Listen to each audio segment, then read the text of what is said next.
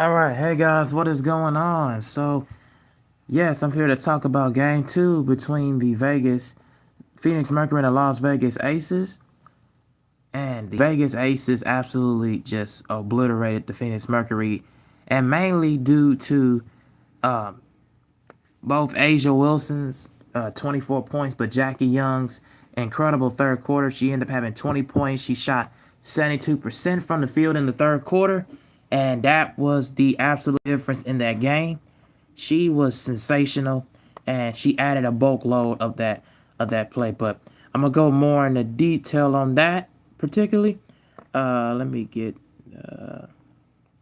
everything out. So the Vegas Aces dominated in the third quarter and in the second quarter, which pushed the lead further. Um, for Phoenix, yes, Satu Sabal had a really good third quarter. She was 17 and 7 for 17 and had 22 points. Kalea Copper had 23 points, but she had a quiet second half. The first half kind of was deja vu. She was pretty much lighting up and on, but again, you didn't get that much contribution from a lot of everybody else. But also, you didn't get that much contribution from Sammy Whitcomb or Catherine Westbeld or um, Monique McConney.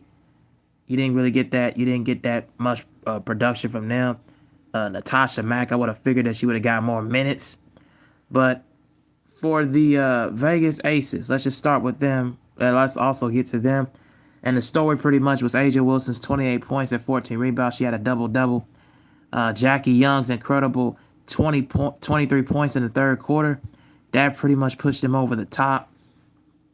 And absolutely was a dominant performance all the way around. Her jump shooting, her mid-range, she was finding it. It didn't matter who was guarding her. It didn't matter if it was Kalea Copper. It didn't matter if it was McConney or Sammy Whitcomb or if they switched and had a bigger, forward. Like Jackie Young was just on point throughout the entire course of that second half. Chelsea Gray had dang near almost had a triple double. I mean, 10 and 8. I mean, in 35 minutes. I mean, her impact was just there. And also, I'm gonna let you know the difference in this series. Um, Comparison to what Phoenix faced in the Minnesota Lynx. I'm gonna tell you the difference in spots. Number one, Jewel Lloyd's impact off the bench. You felt that from her in game one, where she had 20 points and like 6 rebounds and like 4 steals. You felt the impact from her and what she brought to the table in game one. Game two, scoring wise, she wasn't all as there, but her tenacity and her input as far as getting in the passing lanes, getting steals, and getting in finishing drives and transition, like Jewel Lloyd's impact in that sense. Whether she was guarding AT or when she gets in the passing lanes on side to Sabally, kind of getting her a little bit out of rhythm in that first half. Then, when they kind of got Natasha Mack, on the bench because of her foul trouble or whatnot, and then Dewana Bonner when she's struggling. That's all due to the impact of what Jewel Lloyd was doing in game two, and then from game one, you saw that Dana Evans had a big impact. Had 23 points in that game and just really was catching on fire. She didn't have as much minutes in this game, but the impact of the Vegas Aces bench is what really is propelling them, is what really is making a difference. And then also, I can tell you the difference in game one as far as their defensive attributes and acumen and their defensive attrition was, number one, they scored 28 points off of 16 turnovers for the from the Phoenix Mercury. The Aces did, and they played a lot of zone, and Phoenix could not move the ball and get in the rhythm when they was in that zone defense. And AT wasn't guarding anybody at the top, guarded by anybody at the top of the key. But when she tried to drive and penetrate and get into the paint, there was always a closeout blocker. Whereas in game two, in this one, there was a lot more. It was a lot more one-on-one. It was a lot more, sticking to guarding man to man, and more of like a box and one. And you saw that, and as much as I saw that in the highlights, because I didn't get a chance to cover the game, but I saw that through due to the point of like they played more of a boxing one, and Asia. And anytime when AT was driving towards the basket, Asia Wilson comes in and closes with a block, with a couple blocks, or Alyssa Smith gets his side and gets a rebounding. And also the rebounding improved tremendously in this game from game one, because game one they got out rebounded like a lot, and that's what kept Phoenix in the game was the rebounding and the offensive rebounding, and which was just really confusing me because I would have thought Vegas would, especially being at home, they would have had a shot of out rebounding Phoenix because they had the size of the guards for Vegas is a lot bigger than Phoenix is. So I would have thought that they would have had a lot more opportunities to get more rebounding and offensive rebounding, because of that. But that just wasn't the case. Whereas in game two, it's a different story. The Chelsea Gray, her 8 rebounds, Jewel Lloyd with 7, Asia Wilson with 14. That pretty much was the difference in the game where they were active and proactive and active on the boards, all around crashing the glass, getting loose buckets and offensive rebounds and second chance points. Because I believe they had at least a little bit more second chance points than Phoenix did, and that was to me was the difference in the entire game, was because of the second chance points, the offensive rebounding, and finishing in transition. They had at least about 19 transition points, and I think Phoenix only had maybe about 6 to 8 transition points. So that was the main difference from what I saw and the improvement from the Vegas Aces overall. And oh, hey, what's going on, Mr. Watermelon? But yeah, that was Mr. Watermelon. Hey, how's it going? But yeah, that was to me, in my opinion, the difference in the game was because of the Aces being active on the boards and being active around the paint, getting Asia Wilson going for the majority of the game, and her getting in transition was just changing the whole wonders around, and Phoenix just did not have no answers at all. They did not have no answers whatsoever, and especially the turnovers, the careless turnovers. The difference between what Minnesota Lynx didn't do was they didn't guard and they didn't stick one on AT or Sat 2. They let them get a little bit open, let them get a little bit too loose, and they didn't force a lot of turnovers. They didn't get out in transition enough, and they wasn't feeding the fees of Collier enough in that series. And that's how Phoenix was able to get an advantage. And also losing game two hurt them. I don't think the Aces is different because I don't think they're gonna do that. I don't think they're gonna have any kind of let up game. And I think this series, if it continues to be how it is from the end of game one and then majority of game two, I think they can wrap this up in 5 games. I really think they can. I really believe they can do that because a couple years ago when they won a championship, the times when they won the championship, they're able to close it out on their opponent's home floor. I don't think it's going to happen this time around. I think Phoenix will be prepared, and I think they'll come with it in game 3. But I think games 4 and 5, I think the Aces pretty much got them in that one. I feel like this is going to be a much easier series for them versus when they was facing against the Seattle Storm, because when they played the Seattle Storm, you got NECA, you had Gabby Williams, you had Skylar Diggins. They were able to make it tough for Jewel and Dana Evans and Chelsea and Jackie Young because of their own experience and their own experience from other women players that have been in the playoffs and been through that thick and thin before. So that's what made them a lot more tougher and a lot more difficult to really kind of game plan throughout. And they wasn't really getting out to shooters, getting out to open. And this is, my opinion, the best game the Aces have played during that 15 game winning streak. Because in game 1 they played like how they started at the beginning point of the year, and that's not what I would think they would show from them. The experience to me in this one mattered, and you saw that, and you saw the way that the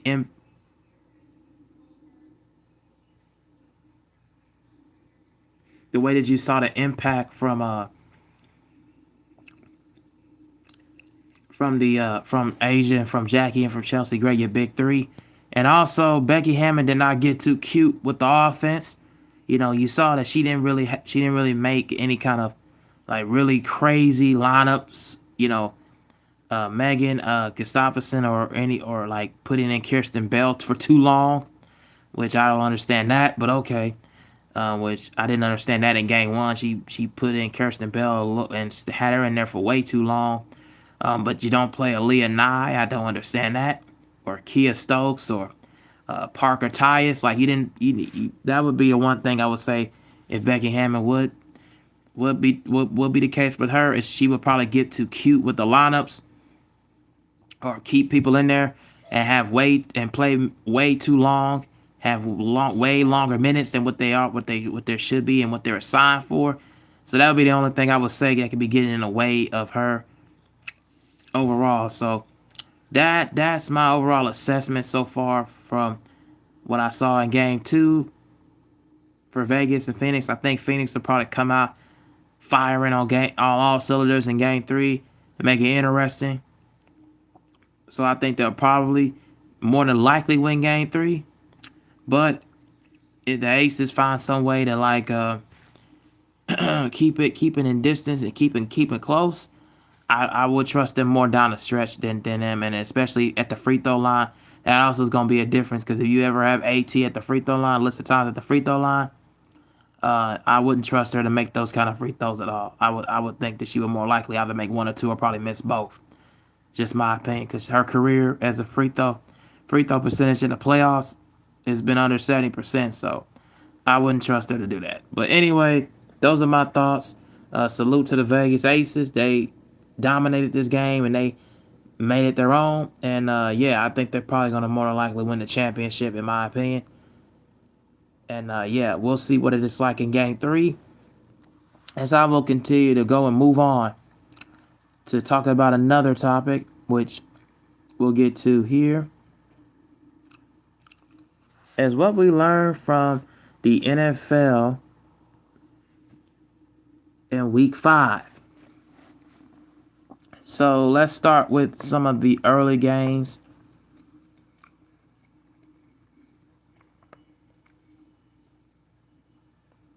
And we're going to start with, of course, not everybody's favorite team. Or pretty much majority of people's Super Bowl pick at one point in time before the season began was the Baltimore Ravens and then of course the Houston Texans. The Texans came out and destroyed the Ravens 44-10. Oh, wait a minute, what am I doing? Yeah, they came out and destroyed them 44-10.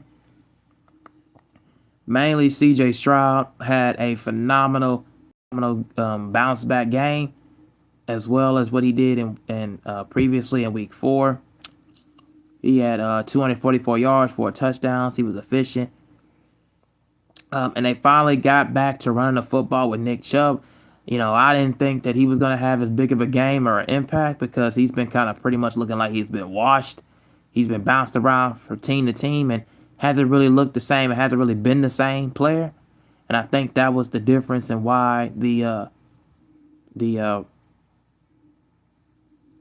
Texans just struggled at the beginning point of the year. And we'll see if they can turn this season around. And I think they can because the AFC South, to me, besides the Colts, and I'll talk about them in a minute, hasn't really been all that competitive. So I think they will turn the season around. I think they will get themselves back on track. Because their schedule actually, sorry about that. Their schedule gets way too easy. Gets a bit easier when it's all said and done.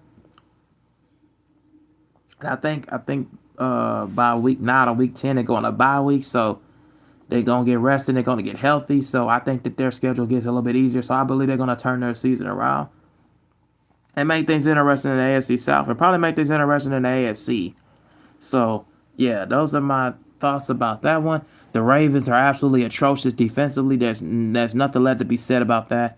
And I told everybody beforehand, Cooper Rush is not a good quarterback. He does not know like the mechanics. He hasn't really been that good since even when he was with the Cowboys. He wasn't really all that special to me. Derrick Henry getting only 15 carries for 33 yards. That is a huge problem, and yeah, that's gonna be a thing that's gonna do him in. If they don't get Derrick Henry going and open up the lanes for him as far as running goes, as far as his running lanes and A and the B and the C gaps, if they don't open those, if they don't open holes for him, and he's not gonna get going. They need to find him different ways to give him the ball and be impactful. Because 15 carries for 33 yards, that's just not gonna cut it whatsoever. That's not gonna cut it at all. So yeah, that would be a problem for them overall. They're gonna have to look at defensively. They got too many injuries. Lamar Jackson not being involved in not being in the game because of a hamstring injury. He's gonna be out. And I think he might be out next week against the Rams. So that's gonna be a problem. That's gonna be a huge problem. So the Ravens more than likely need to get rested. They need to get a body. They need to get healthy, get themselves back into shape, in a tip top condition, and they need to go draft and get personnel, in my opinion, like defensive personnel, linebackers, inside backers, Sam or a Will backer. They need to go address a lot of things. But for the Texans, it's a good win. They're gonna change the course of their season around. Now, let's look at the story of the game and the story of the day, and that is the Denver Broncos coming back from a 14-point deficit over the formerly undefeated Philadelphia Eagles. The score was 21-17. Now, the Broncos played really well in that fourth quarter because throughout the entirety and the entirety 3 quarters, they were absolutely a disappearing act. Now, Jalen Hurts' turnover in the fourth quarter, I believe, was a fumble. That changed the momentum shift right back to the Denver Broncos. Bo Nix had a really good fourth quarter. J.K. Dobbins, he had a nice game. He had 20 carries for 79 yards and a touchdown. Courtland had a decent game. But also, let's look at some things more tightly, because the Broncos had 130 rushing yards to Philadelphia's 45. What is going on with Saquon Barkley? Now, that is the big story, because Saquon Barkley, if you notice from last year, dang near had close to 2,000 rushing yards. He had like 1,859 and like dang near 16 touchdowns. And the yards per play is a big difference too. They had less first downs, very inefficient on third down, only 2 of 11. That is pathetic, man. That is not a good sign. And the Broncos were not that better on third down themselves either, only like 5 for 16. They had more total plays, and they had way more time possession. They controlled the clock more. So that is the difference. That is this jarring stat, is the Eagles only had 45 rushing yards. That is pathetic, man. You got to get Saquon Barkley involved more. You cannot go from being dang near close to having 2,000 yards, about to be close to breaking career rushing records like Adrian Peterson and Eric Dickerson. You cannot go from that to only getting 6 carries, 6 carries for 45 yards. Are you freaking serious? That is just pathetic, man. I don't know what is going on with the offensive coordinator from Kellen Moore and the Eagles. They need to get that fixed. They need to get that going, because if they don't, that's going to be a huge problem, and their identity is going to be a problem down the line and down the stretch. They need to get that fixed, and I think they will get it fixed. But that's a problem. They need to get Saquon Barkley going more, and I don't know what else to say about that. That's just pathetic. You can't. There's no excuse for him to only have 6 carries. The man should be having at least 25, 26 carries. There's no way that you can win ball games and him having that many less carries than that. That's pathetic. Now, for the Denver Broncos, salute to them. They were on a really good run, and Bo Nix finally played well. Like, he really did play well. And he didn't necessarily play bad in the last game against the Chargers. I just think it was a couple of missed opportunities and a couple of overthrows and everything. I think that was the main factor. He overthrew Mims. He overthrew Cortland Sutton a little bit. Harvey, like, he overthrew some guys. But I necessarily think he had a bad game. I just think that he didn't really play his best, and he really didn't put his effort into it. But I really feel like today he kind of showed why he was one of the top 2 selection picks. And I just think people need to give him a little bit of time. And I think because of that, That's what pretty much became it was well made and really the well difference in the oil machine of what happened with them. And also it shows then that I think they're gonna be the team to me that's gonna compete with the Kansas City Chiefs in the AFC West. A lot of people was thinking the Chargers. I had a good indicator that the Chargers may have find some way to do it, but after them losing like that to the Commanders, which I will talk about next, that is just a no. That is something that needs to be said, needs to be talked about. I think the Chargers are pretty much fading away. They kind of been tricking a lot of the NFL, a lot of the league, and a lot of the media personalities. So yeah, those are my thoughts about the Broncos. Their defense bolting up and tighten up. So yeah, really good win for them. I think that the story is pretty much them and how they were resilient. They fought. They knew exactly what the stakes were at. So yeah, let's get to the Raiders and the Colts. And let me just say, shout out and salute to the Colts, Indianapolis Colts. They move on to 4-1. Vegas Raiders fall to 1-4. Daniel Jones has been the absolute difference maker at the quarterback position, which I didn't think that was going to be the case at first. And when I heard they picked him up, from when he was with the Giants and the Minnesota Vikings, I'm like, oh Lord, here we go. I did not think he was gonna do as well, but wow, was I wrong? And wow, has he made a difference? I mean, he has made an impact. You can tell the Colts team trusts this guy. Josh Downs, Michael Pittman, and Jonathan Taylor have been having an absolute insurgence, as far as their impact receiving, rushing. They finding ways to get Jonathan Taylor going besides rushing the ball. He didn't really have as many rushing yards. He only had 66, but he had 3 touchdowns. He had an impact in the receiving game. They filled in for Ashton Doolin, filled in for Alec Pierce and Adonai Mitchell. That was a big sign. And the stat line pretty much is simple. The Colts had more yards per play. They had more first downs. They were very efficient on third down, 8 of 10. That is just a sign of really good success. Although the Raiders had more clock and time possession, they were playing from behind the entirety of the game, and that's what was overall the difference. They set up for field goals while the Colts just drove and drove and drove down the field, and that's just a sign of a good football team where they can just put it together and put it to bed, and knowing that and also their defense was outstanding. Getting a couple of picks from Geno Smith. Mekhi Blackman had a bounce back game in the second half after getting kind of beat by Tucker and Jacoby Myers. He really had a bounce back game filling in for Xavier Howard, who retired recently. And then of course Charvarius Ward, another difference maker in the corner spot, because he was in that Super Bowl with the 49ers.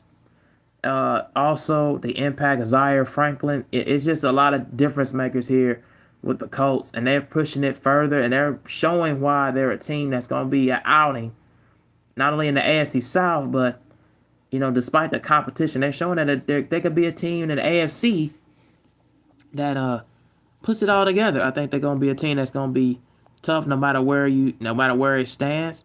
And in my opinion, I think that they'll be a tough outing for anybody in the AFC. Just let it alone. They'll be a pretty a stout, a tough outing for anybody in the AFC, and I think they'll be in the running for the AFC South crown with the Houston Texans, in my opinion. So that's gonna be something to watch and look out for when it comes to December and January, because I don't really judge off of just what's going on in Week 5. I judge what's going to go on in December and January.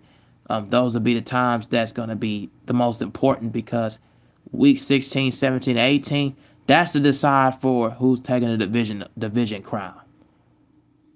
All right. Let's go to another game. With the 49ers and Rams. I didn't get a chance to talk about this one Thursday night, but Mac Jones. Oh, man, how about him? He had a really good performance with the 49ers. He had over 342 yards, 2 touchdowns. Matt Stafford had a decent game himself. Christian McCaffrey's impact and also Kendrick Bourne resurgence because he left the Patriots, which is why I think they probably picked up Stephon Diggs. They needed another big receiver, and he made a difference despite them losing Jawan Jennings and not having George Kittle. And getting back defensive coordinator Robert Saleh defensively has had a huge impact on this 49ers squad as they were able to get after the passer. They was able to get after it when it's down the stretch. Game was forced into overtime, and the Rams, they did what like how they did once again, choked the game away. Bad possessions, a cup and a turnover, that late game turnover in overtime that decided the outcome, and which put them in the late field goal outcome, and it pretty much had them able to win. So, salute to the 49ers. And a really solid win for them, man. And it kind of goes to show you that is always that next man up. It's that next man mentality.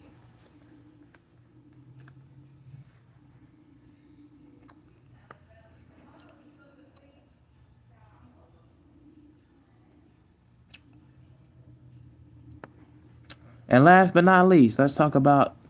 Oh, actually, before we talk about this one, let's talk about the Commanders and Chargers. The Commanders won 27-10 over the Chargers. Uh, the Commanders got it going from not only Jaden Daniels, but Ja'Cory Krosky Merritt had 111 yards, and 2 touchdowns on 14 carries. Deebo Samuel had a decent game, and the Commanders' defense was the story because they forced a couple turnovers on the Chargers and Justin Herbert. They was able to make an impact throughout the entirety, and just was able to show their resilience going on the road, traveling back-to-back road games, traveling on the West Coast in a hot indoor outcome and indoor weather. Yeah, they was able to make a difference and complete the overall feeling of it. Yeah, that was just something that the Commanders were prime and destined to do. Like I said, a couple of turnovers, interception thrown by Herbert, and a fumble recovery by Marshawn Lattimore. That was able to make that difference and able to change the overall course and the landscape of where the game was heading. And they was able to control the clock. They was able to control the clock. They had more passing yards, more rushing yards, and more yards per play. Although the Chargers were efficient on third down and had more time possession, the first downs and ability to keep the drives going for the Commanders, and the Chargers' inability to score in the red zone was the difference in the game and what I saw from them. So yeah, we'll see how it goes, but I don't. The Chargers to me have tricked the entire league, thinking that they was gonna be able to make a run for the not only AFC West but challenge to get in the wild card. I don't know about that now because I don't believe in Justin Herbert, and I think the lack of a running game, not using Amari and Hampton, was able to just make them very one-dimensional. The last game I want to talk about is the Patriots ending another undefeated team, and this time in their own division. They ended the Buffalo Bills' undefeated streak by winning last night on a late game field goal, 23-20.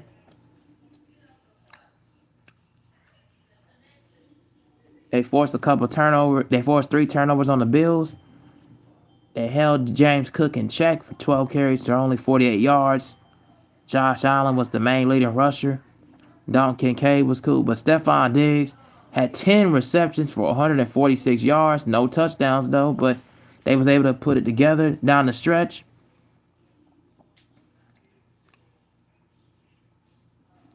Both teams were Both teams were efficient on third down. Both had the same yards per play. Although the Bills had more time possession, but the story was pretty much the Patriots' ability to slow the game down, slow the running game down, force Josh Allen to make mistakes, not have the ability to scramble, get out of the pocket, and and do his like magician, more like tricks, and having a Superman cape to be superhero in out there at home in Orchard Park was overall a difference. The ability to get after it, get after the passer with Christian Barmore and and a Fernie Jennings. Also, Christian Gonzalez was getting a lot of good deflections, tip drills, and tip balls. Oh, hey, Philip Smith, hey, what's going on? They was getting a lot of tip balls. Uh, Christian Gonzalez with a lot of pass deflections, at least had 4. Carlton Davis applying the blitz on Josh Allen, uh, Robert Spillane, and everybody getting involved and making an impact. So yeah, those are my thoughts on the Patriots winning over the Bills. And also, I think the Patriots is gonna be a team that's gonna be gonna be a team that's gonna make the wild card. I really do believe that. I think they're gonna be a team that's not gonna be looked at. It's not gonna be paid attention to. It's gonna be playing. They're gonna be playing a lot of close eyes. After this win, people gonna be playing a lot of close attention, close eyes on this Patriots team. Mike Vrabel and Josh McDaniels. They're really starting to change the course of this team, and I really think that's gonna evolve and it's gonna make them run the ball more with Trayvon Stevenson. So yeah, really, really good game, and really, really good game. Probably one of the better ones I've seen so far. Came down to the wire, and yeah, those are my thoughts. All right, thank you guys for watching. I'm out. Peace, and I will see you and talk to you guys in the next one.